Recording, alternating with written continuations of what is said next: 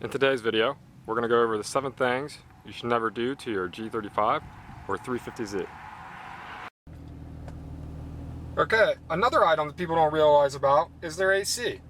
On your AC unit, it has 2 buttons. One's for recirculate, and one is for pulling the air from the outside. So 9 times out of 10, when you're pulling the air from the outside, which is this button here, the air from the outside is going to be actually hotter than the air on the inside of the car. And that puts more work on the compressor because the compressor has to cool that air. So, the only time you really use this button is if your car's been clam baking and it's completely hot in here. And that means the air on the outside is actually cooler. So you're going to want to use this so the air cools down on the inside, and then you want to use the recirculation button.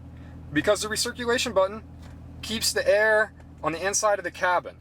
And if the air is already cool on the inside of the cabin, it puts a lot less strain on the AC compressor, making it last a lot longer. This is a good practice to not do damage to the AC compressor.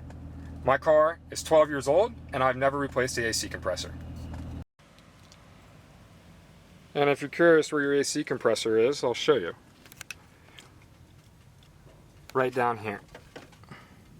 So that item right there is your AC compressor. And what will happen, on my 240SX I had this happen, is a good practice is if you live somewhere even where it's cold, is you should turn on the AC compressor. My AC compressor actually seized. This is back when there were R12 units instead of R134A. And when it seized, it turned bright red. The clutch disc did. And it was like $500 to replace the compressor. And then since it was R12 instead of R134A, you had to replace all the AC lines, which ended up being like $1,500, even if you did it yourself. So it's something I never did. So your car talks to you, and if you hear any strange noises from your car, most people just ignore it and keep driving. That's the biggest thing. Your car will always talk to you right before something bad happens. If you hear any strange ticking noises, sounds, try to figure out where it's coming from. Because usually that's a sign before something major happens. Car always gives a warning sign before something usually happens. 9 times out of 10. So the thing most people don't do is the very first common mistake is right when they get in their car, they start it up and they start driving. Now, you should always let your car warm up. Even in the owner's manual, it says allow 30 seconds to 60 seconds before moving the car, especially on a cold start. The very first start of the day, that is exactly true. You need to let it warm up because the oil is very viscous and it hasn't got to temperature. And the only way you're going to find out when it gets to temperature is if you have a cipher cord like this, if you're able to do data logs. So after I did my data log, I was able to find out it takes about 9 miles. Oil gets to proper temperature, which is above 185 degrees.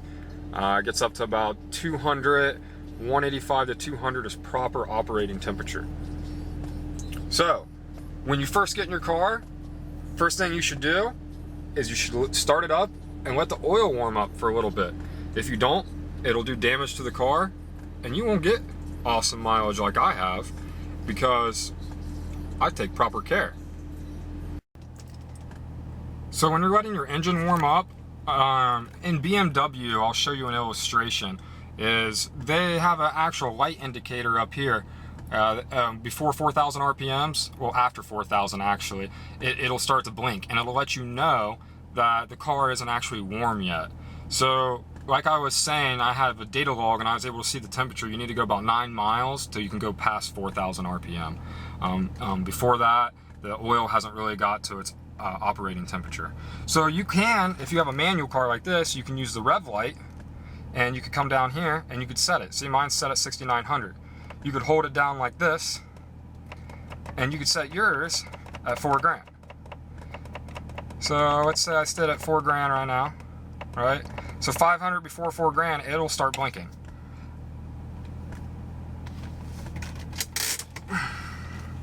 So if I rev it up,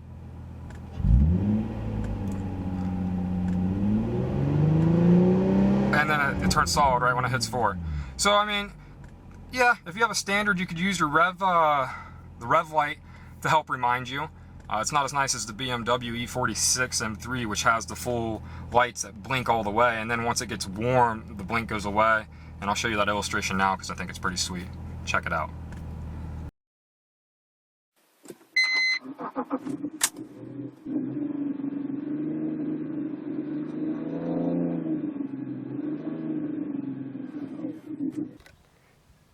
So you should never let your car run low on oil, and that's a big mistake. As cars age, they all burn oil.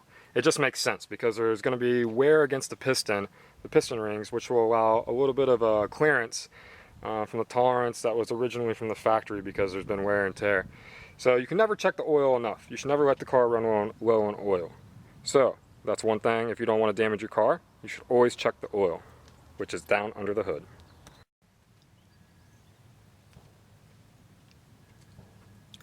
Alright, and like I was saying, you can never check the oil enough in any car. So as it ages, you always want to check the oil for any big road trip or any long mileage. It can't do any harm.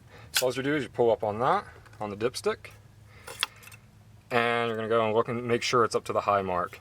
And just top it off. Read a lot of owner's manuals, read out there on a lot, go just do a Google search. All cars burn oil as they age. It just makes sense. Okay, another mistake people make is they always run their fuel tank on empty. A reason you should not do that is because the fuel pump, which requires fuel for lubrication and also to keep it cool. So if you're always running your tank down almost on E all the time, that means the fuel pump is not submerged under gasoline at all. It's exposed to the air. Therefore, it's not getting the lube it needs, and it's not using the gasoline to cool it as it was designed. So just change your way of thinking. Instead of always running on E, when it gets to half a tank, act like that's your E, and then you fill it up. So instead of always running on half a tank and then running down the E, you're running on a full tank down to half a tank and always filling up. That'll help in the long run ensure your fuel pump doesn't fail on you. So your fuel pump will last a very long time. It's just a good practice. And for those of you that believe that's an old myth, type it in Google. It's out there in Jalopnik. Big articles from 2017 saying the same exact thing. It's always good to have your fuel, never run your car on a quarter of a tank all the time, down to E. You should always run it a little bit above a quarter of a tank. It's just a good practice. Alright, another one is putting in the proper octane. Okay?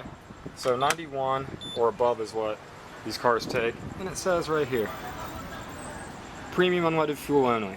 So if you don't put premium fuel in your car, what happens is there's a knock sensor in it, yes, but eventually the knock sensor gets old, and what will happen is your car will start knocking. And if you get engine knock, that definitely causes damage to your car. So let's be realistic here. For premium fuel, it's only going to cost you maybe on 15 gallons, $3 more than what regular fuel costs you, regular unleaded. Superior ride and handling to help you go above. So in the long run, it's definitely way more efficient and better for the motor to not do damage. You should never dry wipe the paint. It'll do damage to the clear coat, and it'll require you to buy polish to remove the scratches that you've put in the paint, especially on a black car. So whenever you use a rag like this, you should use some kind of liquid. Water is fine, but usually I use a detailer. Spray detailer is what I'm talking about by McGuire's. And the tip with that bottle is, it's highly concentrated. So if you want it to last longer, just dilute it down with water. That's a good tip, and it makes it work way better and last a lot longer. I got that tip from a painter. Alright guys, that'll do it in today's video. Appreciate you guys tuning in and checking out the 7 tips I give to try to prolong the life of your car. See you guys next video.